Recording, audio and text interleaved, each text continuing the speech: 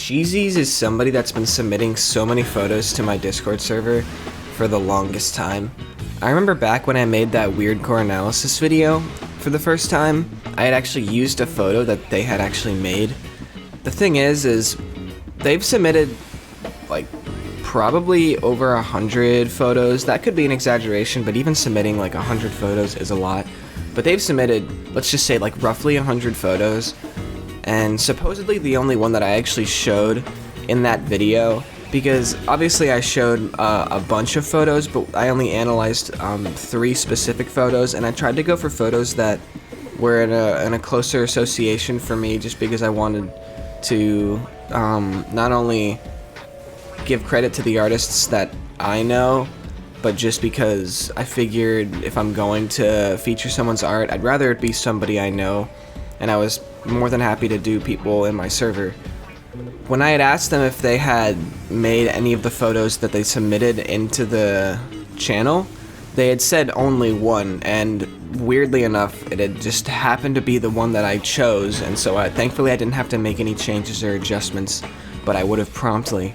That being said, I don't know if that's the case, because these images have such a unique style, and they match what I chose. I feel like Cheezyz actually made these, but regardless if they didn't, I have 3 that I want to look at today. So let me know what you think of these 3 photos, and whether or not I should do more of these types of videos with the more low-key analysis, looking at less images, but of course they're still images from you all. The first thing you'll notice with these images is they all have this blue reflective looking orb that sometimes has a weak shadow and then other times doesn't. So in this first one, there are actually multiple orbs, and it takes place in a cozy looking living room with dim lighting. Both the windows seem to be covered by blinds, and then there's a TV in the corner, and the caption reads, "Usually I put something on TV, so we never think about you and me." It has this nice rhyme to it. It's a little cheesy, but honestly, I mean, it's sad. It gets me thinking. It's very emotional. I think it's a good image, and I like how the TV, you really can't make out what is on it, but you can at least understand that it looks like it's some type of warning or something like that. So here we have the main orb again, and then 2 different smaller orbs, almost like sibling orbs, as they look the same but they're just different sizes. So maybe one's like the younger sibling and there's the older sibling.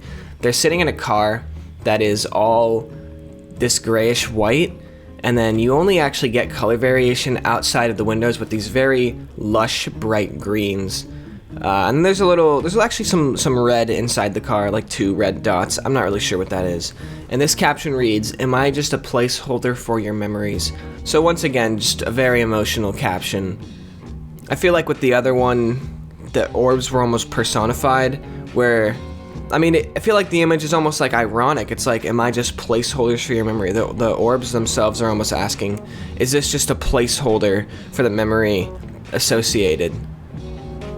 So lastly, we have this long cityscape, again all of one color. Some of the buildings look like they're square, some of them look cylindrical, but it's really hard to make out with the low quality of the image.